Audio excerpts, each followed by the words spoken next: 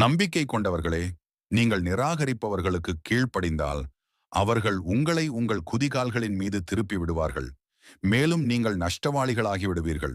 மாறாக அல்லாஹ் உங்கள் பாதுகாவலர், மேலும் அவர் உதவி செய்பவர்களில் சிறந்தவர். நிராகரிப்பவர்களின் இதயங்களில் அல்லாஹ் எந்த அதிகாரத்தையும் இறக்கி வைக்காத ஒன்றை அவனுக்கு இணை வைப்பதற்காக அச்சமுள்ளது. மேலும் அவர்களின் இடம் நரகமே.